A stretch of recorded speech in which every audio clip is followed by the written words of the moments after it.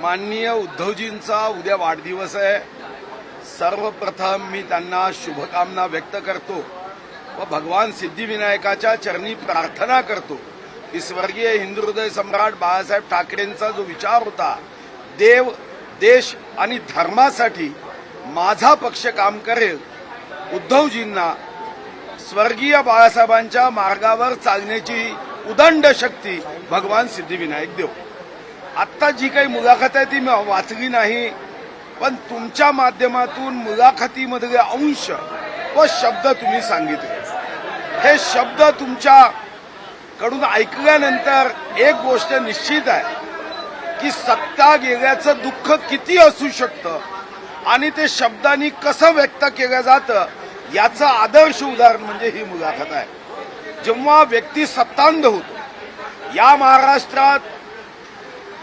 महाराष्ट्राचं राजकारण हे दूषित करण्याचं काम, विश्वासघातकी करण्याचं काम हे जर कोणी केलं असेल तर याची सुरुवात 24 ऑक्टोबर 2019ला मातोश्रीमधून सुरू झाली। 4 वाजता पत्रकार परिषद घेतली। भारतीय जनता पार्टी शिवसेना युतीला 161 आमदारांसहित भरघोस समर्थन, भरघोस पाठिंबा, आशीर्वाद जनतेने दिला, पण खुर्ची डोळ्यासमोर ठेवली आणि मुख्यमंत्र्याच्या खुर्चीसाठी कधी महाशिव आघाडीचं नाव बदलावं लागलं, शिव शब्द सोडावा लागला, कधी सामान्य शिवसैनिक हा मुख्यमंत्री होईल, शिवसेना प्रमुखाला खुर्चीसाठी सामान्य शिवसैनिक व्हावं लागलं। हे महाराष्ट्राने बघितलं। अशा प्रसंगात या मुलाखतीत अजितदादांचं कौतुक करणं हे क्रमप्राप्त आहे। एक गोष्ट लक्षात आली की आता हे जे त्रिवेणी शक्ती आहे, हा त्रिवेणी संगम आहे, महाराष्ट्रामध्ये दूर दूरपर्यंत काँग्रेस, सोनिया सेना आणि जी काही शिल्लक राष्ट्रवादी राहिली यांचं सरकार येऊच शकत नाही। मग अशा प्रसंगात माननीय एकनाथ शिंदेबद्दल तर आपल्याला चांगलं बोलताच येत नाही, देवेंद्रजीबद्दल तुम्हाला राग आहे। मग अशा प्रसंगात भविष्याच्या वाटचालीत कोणीतरी एक व्यक्त आपल्या व्यक्ती सहानुभूतीसाठी ठेवणं हे गरजेचं आहे। आणि यासाठी अजितदादावर ज्या सामन्यात संजय राऊत साहेबांनी टीका केली होती, त्याच सामन्यात सत्तेच्या मजबुरीपोटी, सत्तेच्या हव्यासापोटी आता अजितदादांचं कौतुक करावं लागतं। तर मला विश्वास आहे हे सत्तांध लोक एक दिवस एकनाथ शिंदेंचंही कौतुक केल्याशिवाय राहणार नाही। परंतु महाराष्ट्राच्या पुरोगामी राजकारणात व्यक्तिद्वेष कधीच असू शकत नाही।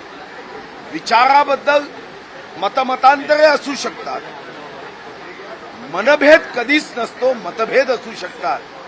एवढं जरी असेल तरी उद्धवजींना भगवान सिद्धिविनायकांनी उदंड आयुष्य द्यावं, उत्तम आरोग्य द्यावं आणि त्यांच्या हातून देव देश आणि धर्मासाठी सेवा घडावी एवढीच अपेक्षा या निमित्ताने भाऊ, एनडीएवर देखील टीका केलेली आहे। उद्धव ठाकरे म्हणाले एनडीए म्हणजे अमिवा सारखा असल्याचा त्यांनी उल्लेख केलेला आहे। एनडीएवर टीका केलेली आहे त्यांच्या एनडीएवर। असं आहे, आता इंडियामधला NDA हे 3 शब्द काढले तर फक्त आय आणि आय राहतो। हे यांचं विरोधी पक्षाचं राजकारण मी आणि मीच आहे आणि हे जनतेला माहिती आहे ना। हे स्वतःला काही इंडिया म्हणत असले तर याच्यात काय NDA काढा, आय आणि आय शिल्लक राहतो, म्हणजे याचा अर्थ काय? हे सत्तांध, स्वार्थी, ज्यांना जनतेशी देणं घेणं नाही, यांचा परिवार म्हणजे देश, यांच्यासाठी देश म्हणजे परिवार नाही। आणि म्हणूनच काँग्रेसच्या नेत्यांनी Indira is India, India is Indira, यांचा स्वार्थ काय आहे, यांची विचार भूमिका काय आहे, अमेरिकेमध्ये जाऊन देशाची निंदा नागस्ती करणारे हे लोक, यांना NDA मायनस झाला तर आय आणि आय शिवाय दुसरं काहीही राहत नाही। भाऊ, जत तालुक्यातील ग्रामस्थांनी आता पुन्हा एकदा कर्नाटकमध्ये जाण्याचा इशारा दिलेला आहे। आमच्या मागण्या पूर्ण होत नाहीत राज्यात, त्यामुळे आम्ही कर्नाटकात जातो असं ते म्हणतात। असं आहे, प्रत्येकाला माहित आहे की इथं कोणीही कुठेही जाऊ शकत नाही। आपल्या संविधानात कागदाचं निवेदन देऊन या राज्यातून त्या राज्यात जाण्याची कुठेही संविधानामध्ये तरतूद नाही. अशा पद्धतीने आपण काय मागणी करतो, तर अशा पद्धतीने जर आपण मागणी केली तर टीव्ही चॅनल्सवाले अशी मागणी उचलून धरतात आणि आपले प्रश्न सुटू शकतात असा एक आभास हा लोकांना आहे. आमचा महाराष्ट्र हा देशामधला प्रगत राज्य म्हणून ओळखला जातो. राष्ट्र घडवण्यामध्ये महाराष्ट्र नेहमी पुढे राहिलाय. दिल्लीचेही तख्त राखतो महाराष्ट्र माझा. मग असा भाव जो निर्माण होतो तो महाराष्ट्राच्या द्वेषापोटी आहे नव्हे. महाराष्ट्राचं प्रेम निश्चित आहे, पण आपल्या काही कामाला काढून घ्यायचं असेल तर अशा पद्धतीने अशी भूमिका घेतली जाते. या भूमिकेकडे आपण सहानुभूतीपूर्वक पाहावं, द्वेषमुलक नजरेने पाहू नये. सुप्रीम कोर्टाने मोदी सरकारवरती ताशेरे ओढले आहेत. ज्या ठिकाणी त्यांचं सरकार आहे त्या ठिकाणी भाजप कारवाई आहे ते लवकर करत नाही किंवा कठोर कारवाई करत नाही, आणि ज्या ठिकाणी भाजप शासित नाहीये त्या ठिकाणी कारवाई करते, अशा पद्धतीचे ताशेरे. नाही, मी काही हे वाचलं नाही, बघितलं नाही, म्हणून मी यावर प्रतिक्रिया देणार नाही. पण मी एक निश्चितपणे सांगतो की भारतीय जनता पार्टी असा एक पक्ष आहे जो देशासाठी काम करतो, जनहितासाठी काम करतो आणि या संदर्भामध्ये जगामध्ये या देशाचा गौरव वाढवण्याचं काम भारतीय जनता पार्टीने केलं आहे. कोणत्या मुद्द्यावर त्यांनी आपलं मत व्यक्त केलं हे वाचल्याशिवाय अभिप्राय देणं, भाष्य करणं योग्य नाही. राज ठाकरे गडकरी यांच्यावर टीका केलेली आहे की केंद्रातल्या वजनदार मराठी मंत्र्याचं हे फेल्युअर आहे टोल नाक्याचं, आणि म्हैसकर कोण आहे त्याला हे टोल नाक्याचं कंत्राट दिलं जातं, अशा पद्धतीची टीका आहे राज ठाकरे यांनी केली. नाही, शेवटी आता मला असं वाटतं की जी विरोधी पक्षामध्ये एक मोठी गॅप आहे, 3 पक्ष एकत्र आले, याचा फायदा घेण्यासाठी आता हा भाषणाची जी दिशा आहे ती राज ठाकरे साहेबांनी बदलवली आहे. त्यांना असं वाटतं की ही जी काही व्हॅक्यूम आहे हे व्हॅक्यूम मनसेच्या माध्यमातून आपल्याला भरता येईल का, यासाठी हा प्रयत्न आहे. हा असफल प्रयत्न आहे, पण त्यांनी प्रयत्न करावा, सदिच्छा. भाव हिंदी में जानना चाहेंगे, उद्धव ठाकरे ने अपने इंटरव्यू में कहा है कि ये आज के राजनेता की खाल जो है वो गेंडे से भी मोटी हो गई है. अप्रत्यक्ष रूप से मुख्यमंत्री जी और प्रधानमंत्री का वो रेफर कर रहे थे. आपत्तिजनक शब्दों पर आपका क्या कहना है? देखो, प्रधानमंत्री और उनके तरफ देख के उनके मन में ये भाव आया होगा क्या, तो इसका उत्तर नहीं है. प्रयोगशाला में प्रयोग करते समय हम खुद सामने खड़े रहते हैं, तो मुझे लगता है कि जब वो अपना आत्मचिंतन करते हैं तो वो अपने बारे में ये विचार दूसरे के माध्यम से प्रकट करते हैं. आपको भी याद है 24 अक्टूबर 2019 को किसने धोखा दिया, किसने खंजर ये किया है, किन्होंने जनादेश का अवमान किया. 28 नवंबर ये राजनीति का 19 का काला दिन है. अरे जनता ने भारतीय जनता पार्टी शिवसेना को चुन के दिया था. अगर आपको भारतीय जनता पार्टी के विचार पसंद नहीं थे तो आपने त्याग पत्र देना था, फिर जनता के अदालत में जाना था. आज उन्होंने महाराष्ट्र के राजनीति में जिसकी शुरुआत की, बीज बोगे बबूल के तो बेर कहां से आए, ये सिर्फ कहावत नहीं थी, ये हमारे सामने यथार्थ परिस्थिति का दर्शन हो, इसलिए ये कहावत बनी है. अब उनकी सत्ता चली गई, सत्ता जाने के बाद बौखला गए हैं. अब उनको समझ में नहीं आता किस पे विश्वास रखे.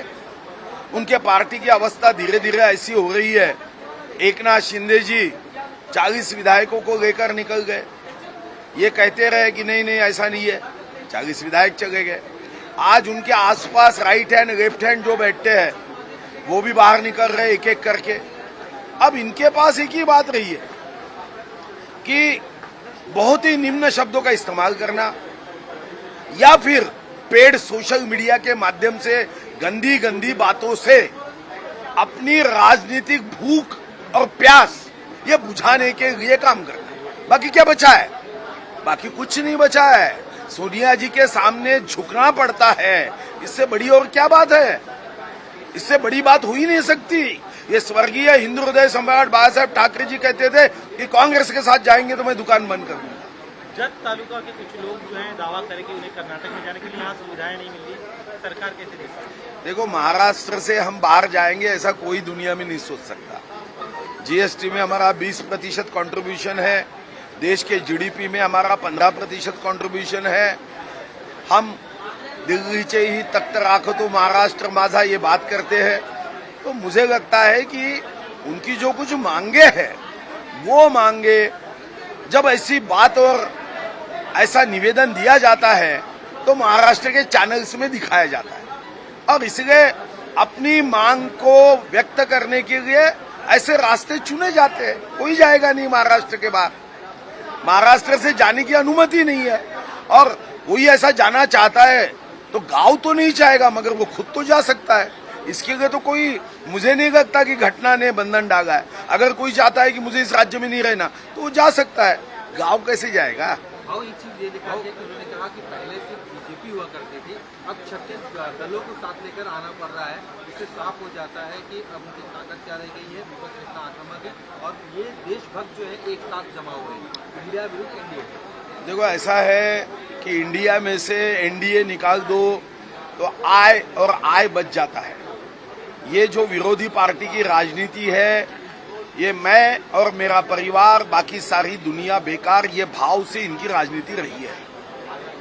इनके पास ना देश के लिए ना इस देश की जनता के लिए कोई महत्वपूर्ण कार्यक्रम है। इस देश के सांस्कृतिक विरासत को मिटाना और अपने स्वार्थ की रोटी को सेकना और सत्ता प्राप्त करना, ऐसे ही संकुचित विचारों के साथ ये राजनीतिक पार्टियों ने काम किया है।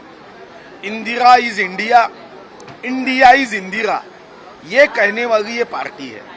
माननीय मोदी जी कहते हैं मैं इस देश का प्रधान सेवक हूं, तो ये इंडिया आगे तभी बढ़ेगा जब एनडीए आगे बढ़ेगा। ये आय और आय बचने वाला ये विरोधी पार्टियों का एक जमावड़ा है, ये सत्तांध है, सत्ता के लिए कुछ भी करने वाले लोग हैं। अरे हम नमो मातृभूमि जिते जन्मभूमि ये भाव व्यक्त करते या अमेरिका में जाके देश की निंदा करते। अरे अपने परिवार में अगर कुछ त्रुटियां है, कमियां है तो कोई स्पीकर लेके घूमता है क्या? जो आम परिवार के, गरीब परिवार के व्यक्ति को समझता, वो कांग्रेस के परिवार के मुखिया को नहीं समझता। इसमें ही सब कुछ आया है। मैं समझता हूं कि जनता ये जानती है, इनके नकली नकाब पहनकर ये कुछ भी कहे, ये कैसे लोग हैं ये यहाँ की जनता जानती है। 24 में छटका भी पड़ेगा, फटका भी पड़ेगा, और इनकी जो राजनीतिक जो इनकी महत्वाकांक्षा है वो जनता मत पेटी के माध्यम से अपना जवाब देगी। छत्रपति शिवाजी महाराज की जो कश्मीर के मामले में उन्होंने कहा कि 3 टुकड़े कश्मीर के कर दिए गए। कश्मीरी पंडितों का भी मामला अब तक सॉल्व नहीं किया गया है। कहीं ना कहीं सरकार पर निशाना साध, जब पाकिस्तान डराता है तो इलेक्शन लेते हैं, उसके बाद नहीं लेते। 1989 से यह प्रश्न उपस्थित हुआ, कांग्रेस की कई सरकारें रही, इस प्रश्नों को जन्म किसने दिया? आपको भी पता है 565 रियासतों में 3 रियासत थी जो वल्लभ भाई पटेल जी ने आह्वान करने के बाद आने को तैयार नहीं थी, जूनागढ़, कश्मीर और हमारा हैदराबाद। अगर सरदार वल्लभ भाई पटेल नहीं रहते तो इस देश के सामने कई समस्याएं रहती थी। कश्मीर की समस्याओं को जन्म किसने दिया? पंडित नेहरू जी ने जन्म दिया। डॉक्टर श्यामा प्रसाद मुखर्जी ने आंदोलन किया, 2 निशान, 2 प्रधान, 2 संविधान नहीं चलेंगे, उनको मरवाया गया, स्लो पॉइजन दिया गया। जहां हुए बलिदान मुखर्जी, वो कश्मीर हमारा है। मुझे याद है कि जब मैं छोटा था तब से ये नारे देते हुए हम बड़े हुए हैं। कांग्रेस को हक नहीं है। कांग्रेस ने आतंकवादियों के सामने हमेशा सर झुकाया है, और इसीलिए ये सत्तांध लोग, सत्ता के भूखे लोग, अफजल गुरु आतंकवादी रहने के बाद मतों के तुष्टीकरण के लिए, वोटों की राजनीति के लिए, सत्ता की राजनीति के लिए 23 कांग्रेस के नेताओं ने निवेदन दिया हस्ताक्षर करते हुए कि अफजल गुरु को फांसी मत दो। शहीद आजम भगत सिंह के टाइम ये याद नहीं आया, अफजल गुरु के टाइम आपको इसलिए याद आया कि अफजल गुरु को फांसी मत दो। ये निवेदन देने के बाद अपने को मुफ्त में विकास किए बिना वोट मिलेंगे, ये भाव था। और ये भाव के कारण ये सत्तांध लोग, जिन्होंने इस देश के विकास का खून चूसा है, ऐसे लोगों ने इस देश के प्रगति में बाधा डाली। अब बोलते हैं हमने कुछ नहीं किया, क्या? हाँ किया ना, मगर आपकी गाड़ी 20 किलोमीटर के गति से दौड़ती थी, माननीय मोदी जी के नेतृत्व में 1 से 120 किलोमीटर के गति से विकास की गाड़ी दौड़ रही। सर, मुस्लिम आरक्षण की मांग की है कांग्रेस ने। कल कांग्रेस के नसीम खान मुख्यमंत्री से मिले थे, बोले कि मुस्लिम को आरक्षण दिया जाए। देखो, ये हमेशा कांग्रेस विश्व रत्न भारत रत्न बाबा साहब आम्बेडकर जी के विरोध में रही है। भंडारा लोकसभा में बाबा साहब जी को गिराया, ईशान्य मुंबई में गिराया। कांग्रेस ही जानती थी विश्व रत्न बाबा साहब आम्बेडकर जी अगर संसद में जाते हैं तो अपने ये फ्यूज बल्ब काम नहीं करेंगे। ये सूर्य से ज्यादा वैचारिक प्रकाश देने वाला नेतृत्व है। अब बाबा साहब ने संविधान के डिबेट में कई बार कहा है, अगर उनकी किताबें पढ़नी है तो पढ़ो। उन्होंने कहा है कि जब हम विभाजन कर रहे हैं तो विभाजन का अर्थ ही ये होता है कि हमने मुस्लिम भाइयों के लिए स्वतंत्र देश बनाया है। जो मुस्लिम भाई इस देश में रहेंगे वो इस दृष्टिकोण से सिर्फ जो पिछड़े हैं उनके लिए आरक्षण रहेगा, धर्म के आधार पे आरक्षण नहीं रहेगा। और इसीलिए हमारे यहाँ पे ना हिंदुओं को आरक्षण है, ना ईसाइयों को आरक्षण है, ना और कोई धर्मों को आरक्षण है। आरक्षण ये पिछड़े जातियों को है जिनको हमने शेड्यूल में बनाया। कांग्रेस बाबा साहब के संविधान के विरोधी वक्तव्य कर रही है। ये बाबा साहब इसीलिए कहते थे कि कांग्रेस जलता घर है, जो जाएगा वो जल के राख हो जाएगा, और सही में आज वैसे ही हो रहा है। देश विदेशातील प्रत्येक घडामोडींचे लाईव्ह अपडेट मिळवण्यासाठी आता साम टीव्हीच्या सर्व सोशल मीडिया प्लॅटफॉर्मला लाईक, फॉलो आणि सबस्क्राईब करा। तसंच सर्व नोटिफिकेशनसाठी बेल आयकॉन प्रेस करायला विसरू नका।